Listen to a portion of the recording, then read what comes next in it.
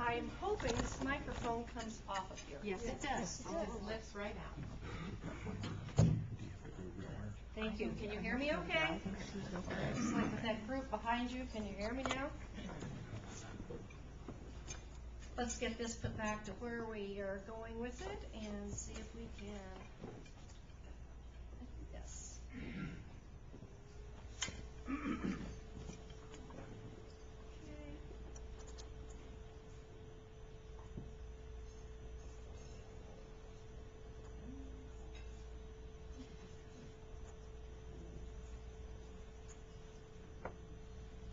Okay, thank you for giving me some time to share with you this afternoon. The things that we have to do in Rotary are extremely important and very, very serious. And so I have mixed a bit of humor into my presentation. I sincerely hope that it does not offend anyone, but if it does, so be it.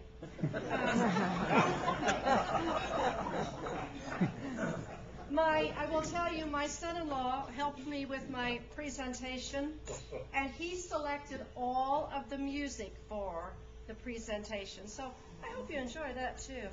So you need to go with the slide. Pardon? You need to do the slideshow. Yes, we have to go up to slideshow, and then we go over to, got it, thank you. All right. Okay. I am going to introduce myself because I haven't had the pleasure of being here before, but I tell you, I'm like Arnold, I'll be back. This is a lovely club. We are going to talk about Rotary, international goals, the district goals, and your club goals. And, you know, that last one, how to measure success. As I listened in your board meeting this morning, you are being extremely successful. I don't think we need to talk about tests and measurements here. How about that?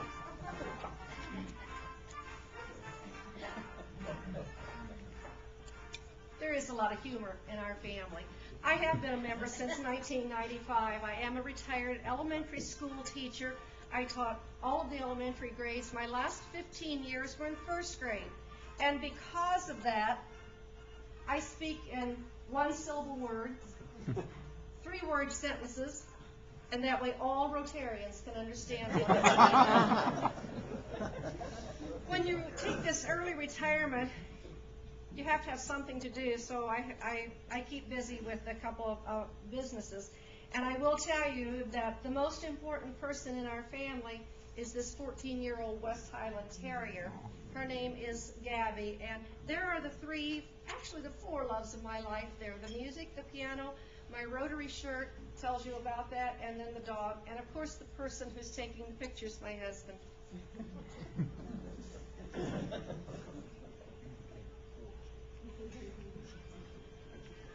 John Kenny is our international president this year, and he laid quite a heavy load on us when he said the future of Rotary is in your hands.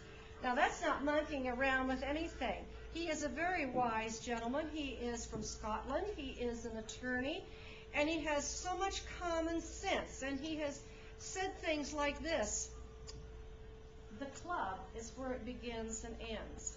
Everything in Rotary begins and ends in the club. And how true. You think of what is needed, you go out and you raise the money, you do the project, you evaluate it, and then tweak it and go on to the next year. So, he's a very wise man, and he has given us this job to do, and he showed us what his goals are. Of course, polio eradication.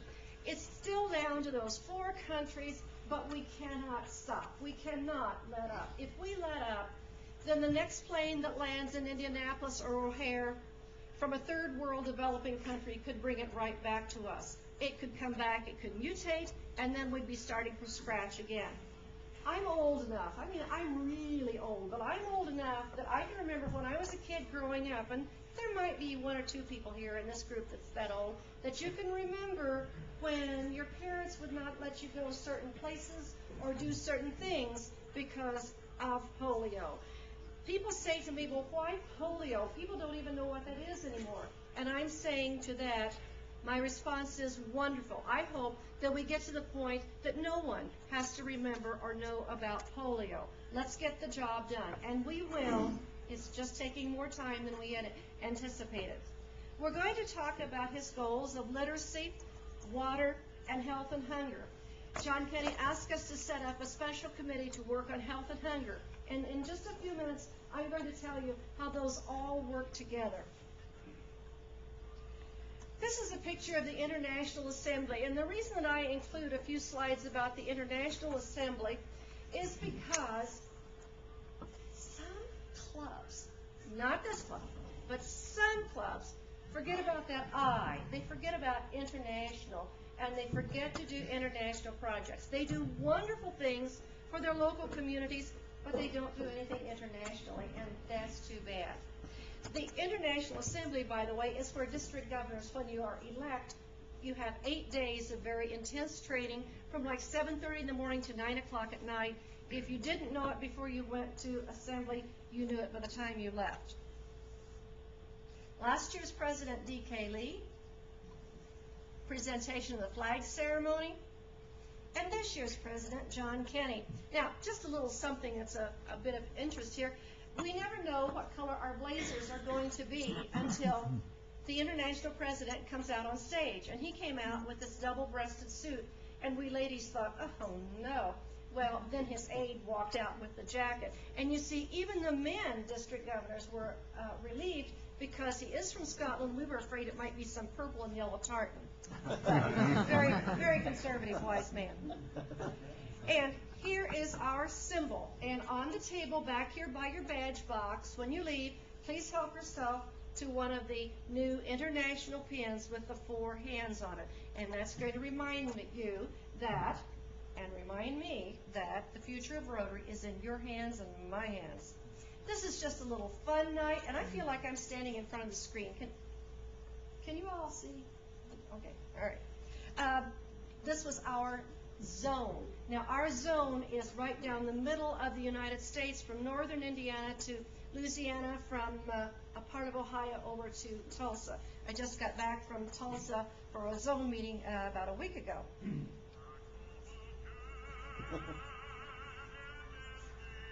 You all hear Jim?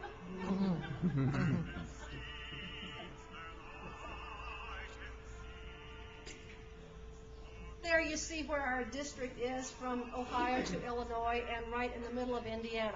The important fact here is that there are now 45 clubs in Indiana. A new club was started last February at Westfield, Indiana. But the question down at the bottom of the screen there, what do you think? What is the most important club in this district? What? Our club. Our club. Your club. You are vital.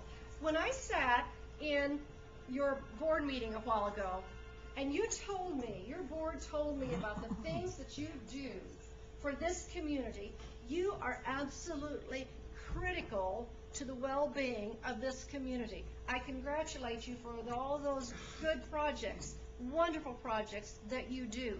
You are the most important of anybody here. You, the club, is doing so much, and the community depends on you. They let me talk a little bit at district conference last spring, and I want to talk about district conference now.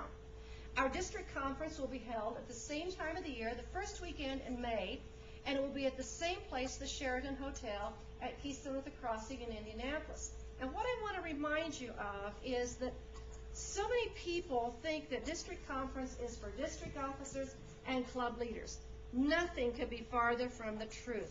What I want to see is members there, because it's a good time to go and have fun and get your battery recharged and learn more about Rotary. And we are anticipating some very good speakers and a few little different kinds of projects. I might say that Rotary has not done a whole lot about the environment or about being green, so I'm kind of working on something in that area too. Now here's my goals. The district goals for this year. They look a whole lot like